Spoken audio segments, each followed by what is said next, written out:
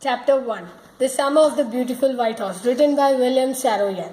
This story is about two poor Armenian boys who are from the Garoklanian family, whose hallmarks are trust and honesty.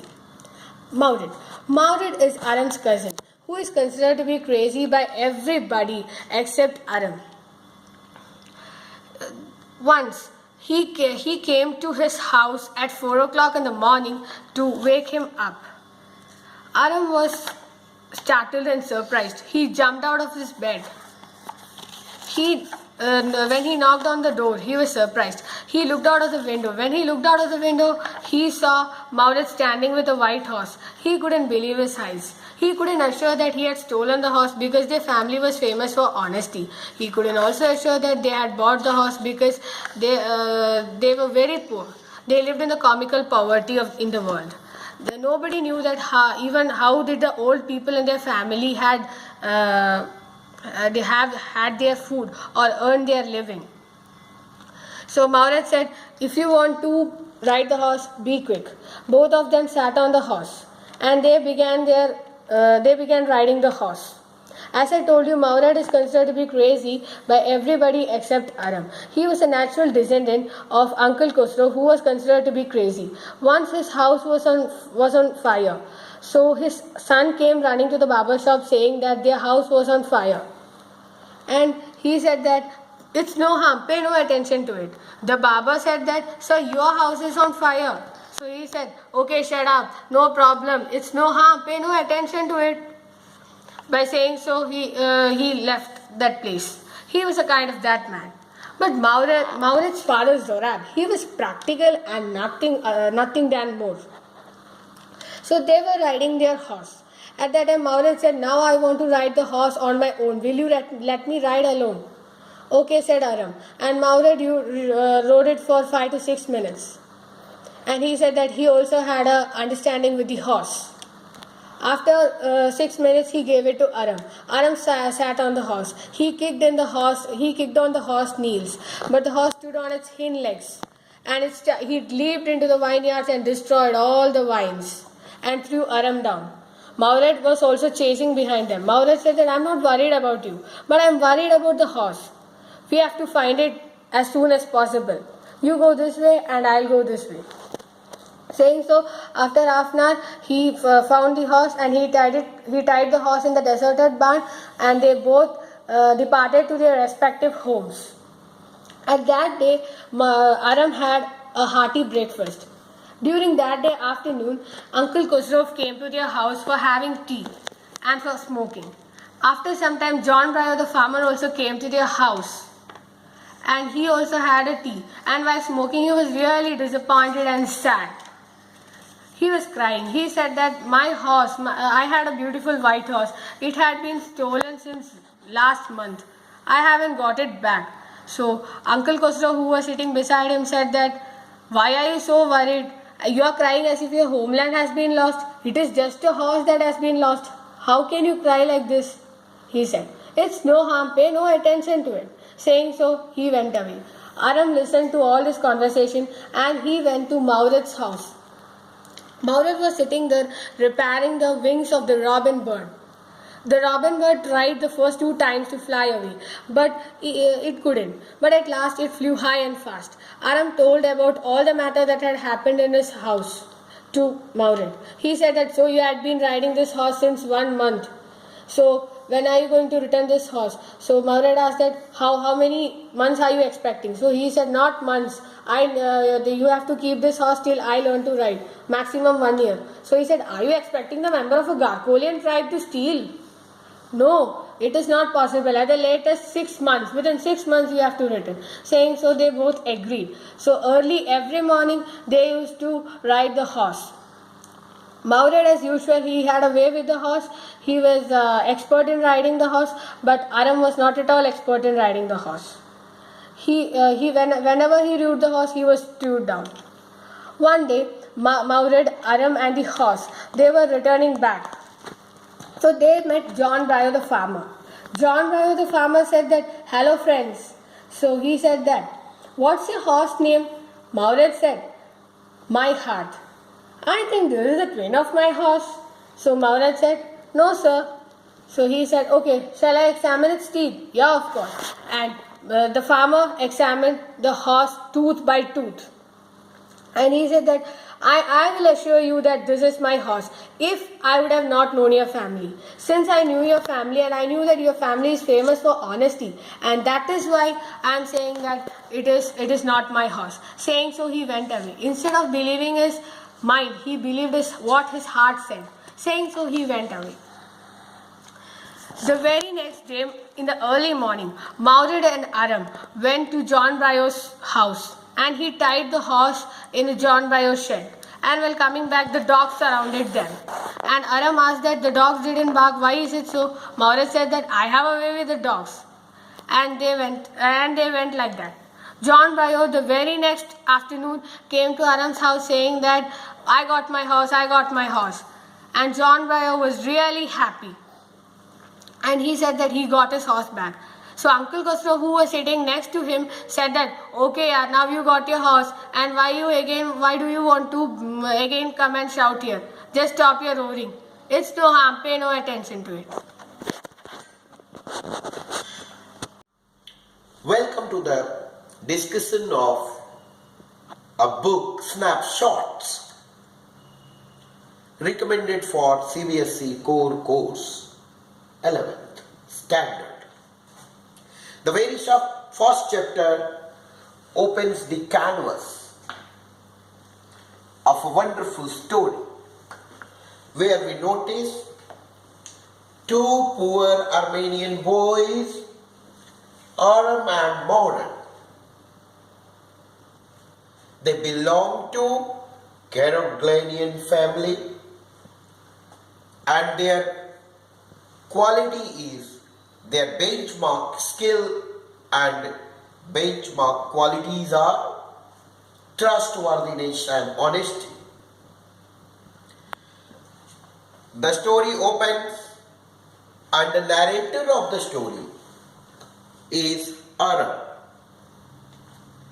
Aram is the younger brother who is trying to narrate the whole story, which has been painted in the canvas of the story. And there are two brothers, this Aram and Maurid. Maurid was considered crazy by everybody from the whole tribe, but except Aram. Why? And see the contrast the author used here. He is telling that the whole family, the whole tribe is considering crazy this Maurid, but the qualities of Aram was he had a way with a horse, he had a way with farmers, he had a way with dogs, and he not only all that, he can talk. He was found talking by Aram one day. Maurid was talking with the word young robin bird. So what we can see, that Maurid was worldly wise. He was having a great communication ability to even to talk with extra cultural communication, extra ability of communication and extra personal communication. He had a way with the horse, he had a way with the farmers, he had a way with the dogs, and he was having the ability to talk with a robin. So that much of vast understanding separates him from all others. And the better quality of Maurid was he enjoyed being alive than anybody else. Means, according to Aram, Maurid was the person, for him, life is the most significant thing, and he took it for entertainment, each and every part. And Furthermore, since they cannot steal, but they, at one fine morning, early morning, Aram saw Murad carrying a horse, and see, it was surprise for a poor family member who is hand to mouth. How can they afford a horse, and that too beautiful white horse? But having all this query aside, though Aram was thinking that he was dreaming, but it was not his dream. When he looked, he was rubbing his eyes and he wanted to clarify that whether who is there and what is happening. And when he advocate that Murad, his cousin, was there, he jumped into his clothes and he came out of the house and they started enjoying the ride. Both these boys used to live in Walnut Avenue. But immediately after they crossed the country, they reached to Olive Avenue. And this was the situation, and that ride was so much enjoyable. The story moves further, and we notice that the horse belonged to a man, village man, known as John Byrow. Who was John Byrow? John Byrow was the Assyrian farmer, and these two kids are Armenian boys. Then one fine noon, this John Byrow comes to meet them. And in this noon, there was a person who was known as Uncle Khosrow. Uncle Khosrow was the very interesting character of the story. He is the man with the longest moustache, unpredictable, and he was the legendary character of that family that has a crazy streak. He was the ancestor of that in a way. And his habitual statement was, "It is no harm, pay no attention to it." And every time, whatsoever is happening, whether it is a big loss or a small loss, he will say it's no harm, pay no attention to it. Though the father of Murad was Joram, and Joram has been a very practical man and nothing else. But Joram as a person, and in that tribe it has been known that a father who is biological father can be the father of flesh, but not the soul. And in reality, Murad was a descendant, a progeny, a son of the man with the largest moustache and strong build, Uncle Khosrow. And he took that horse, applying his skill, his way with the horse. And he rode for it. But once, when the horse belonged to this John Byrow, he came, he visited for having smoking with them. Suddenly he was narrating the story, his loss of the horse, and telling that, "I lost my horse." Uncle Khosrow became very angry, and he said, "What loss is the loss of a horse? Pay no attention to it." But for John Byrow, it was very tough time because he owns a surrey. And he says that, "See, I own a surrey. What use of that surrey is if I lost my horse?" Then he said, again, pay no attention to it. He said, "I am coming to meet you by walking 10 miles. Then he said, "So what is strange about it? You got food, you got legs, so you can walk. And there is no harm. You can walk, pay no attention.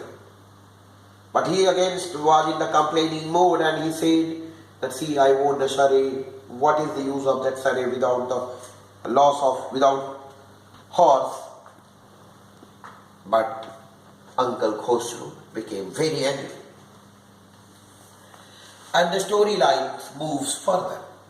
It talks about, and when this fellow came to know that the horse belonged to John Byron, this Arab moved to the open ground where he noticed that his brother Maurud was talking with a robin bird. And he intimates him that we should read, this horse belonged to that farmer, John Byron. He was with us in our home. Then he said, I am thinking of returning the horse. For Aram, he started enjoying the horse ride and he wanted to learn how to ride a horse. This was not a pleasant news. He said, please don't return till I have learned how to ride a horse. But Moran said, no. Do you want to tell a member of Garaglanian family to steal? If you want to promote it and the stealing, it is not possible. And we can't be a thief. Finally, he decided to return. But he said, how long do you think that you will be able to learn it? Aram said, I think 6 months or 1 year. He said, no. I cannot keep this horse for that long duration. Later on, they tried to return the horse. And while turning to the village, they suddenly meet that John Byron. John Byron said, where do you get this horse? And what is the name of your horse? He said, my heart. No, it looks like my horse. But had I not been knowing your family and whose hallmark is trust and honesty, I might have said that this is my horse. But if this is not my horse, definitely this is the twin of my horse. He examined the horse a bit. He decided to examine the horse a bit closer and said, tooth for tooth. And he surprised like anything and he said that if this is not my horse, definitely it is the twin of my horse. The chapter ends with the next day returning the horse and visit of John Byron to this Garaglanian family. When this farmer comes in a surrey, in his own surrey, rode by that horse, drove by that horse, and then ultimately they say, he intimated Uncle Khosrow that I got my horse back, somebody returned it. Surprisingly, my horse is more trained and toned and it is behaving more smartly and positively. Again, Uncle Khosrow was very angry.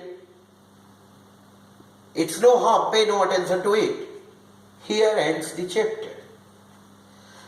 But the might of the pen of the writer like William Saroyan is reflected in the smartness of using a few phraseology and sentences.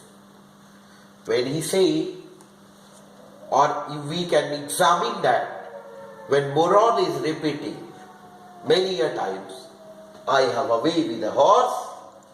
Murad again repeated, I have a way with the farmer. And when he said finally, I have a way with dogs. And not only that, Murad is talking with the robin.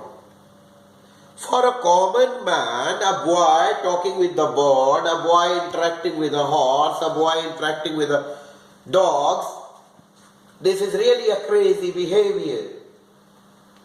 But for a sociological overall significance, though he may be considered as the craziest member of that family, it is really the smart skill where man is communicating extra personally. And these two cousins, Aram identified that skill of his cousin, and a few more places were discussed. Like Uncle Khosrow was the man, strongest man of San Joaquin Valley. These are the 4 places talked of. He lived in Walnut Avenue, Aram and Murad. And second place is Olive Avenue. Then San Joaquin Valley. After San Joaquin Valley, Dicker and Halabian. All that. Again, the smartness of William Saroyan comes in depicting the character. Expertise of William Saroyan come alive in depicting the character of Uncle Khosrow. This sentence is often repeated by Uncle Khosrow. It is no harm, pay no attention to it. But by the time this sentence is repeated, every time it creates humor. This humor and irony was skillfully adopted as a tool of narrativizing the story and developing the plot, and William Saroyan was totally successful. A few important terminology was there, significant terminologies were there, and that is of exact and major pivotal significance. Alfalfa, to mean it, a plant with small divided leaves and purple flowers. Second term, student may feel troubled at capricious, showing sudden changes in attitude or behavior. And next terminology is snort, making a loud sound by breathing through nose.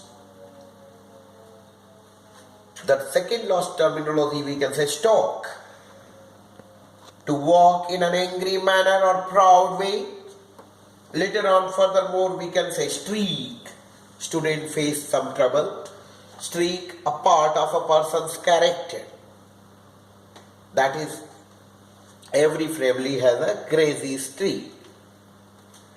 And especially an unpleasant part. Furthermore, there is a term vagrant.